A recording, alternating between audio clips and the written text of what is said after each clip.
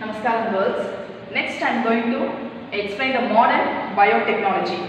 So this is nothing but improvement in the old biotechnology is called as modern biotechnology. It is also called as rDNA, that is recombinant DNA technology, or gene manipulation or genetic engineering. What is recombinant? In the last chapter botany we learned about recombination, that is exchanging of genes between the homologous chromosome is called as recombinant. The same technique is applied in biotechnology by means of artificial manner. So we have to call the name as recombinant DNA technology or genetic engineering, in which our gene of interest first we have to select it before the insertion. For example, human insulin which is produced from the pancreatic cells. So this pancreatic cells is called as a gene of interest.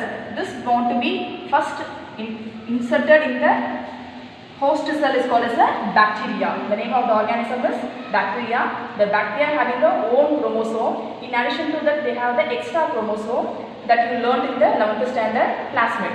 So this plasmid alone we are choosing to introduce our gene of interest is called as a pancreas. By doing this, we can get a new product that is called as a genetic engineering or rDNA technology.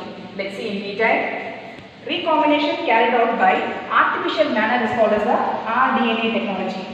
This is also called as gene manipulation or genetic organism. Here, our gene of interest is transferred from one living organism to another living organism by using some agents or some techniques such as electroporation, gene gun method, particle method. Later we are going to see.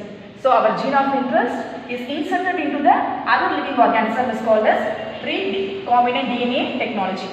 Here the first step we have to isolate our gene of interest. I already said about the pancreatic cell.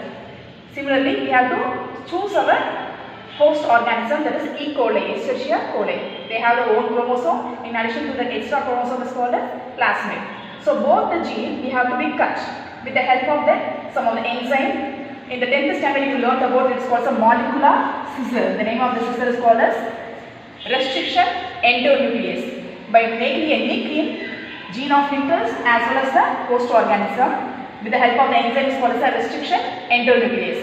Then again one enzyme is called as a DNA ligase. We have to join both of them. So host plasmid, then our gene of interest is inserted here. It's looking like a gene having the combination of both bacterial cell as well as our gene of interest. So this is a hybrid. We have to call the name as recombinant DNA.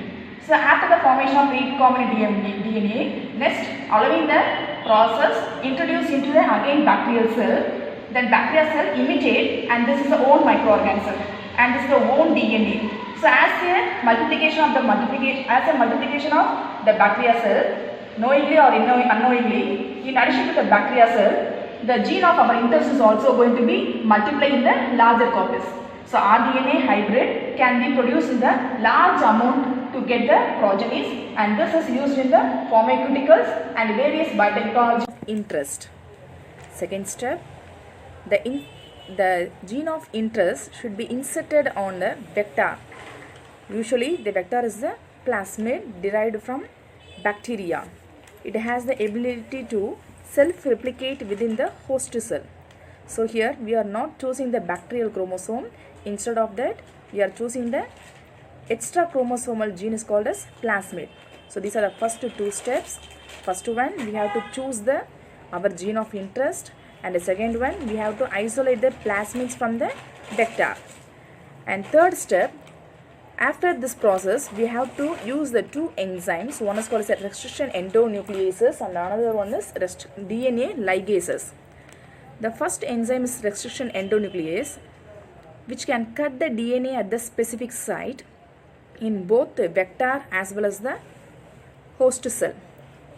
As a result of joining both the segment with the help of another enzyme is called as a DNA ligase.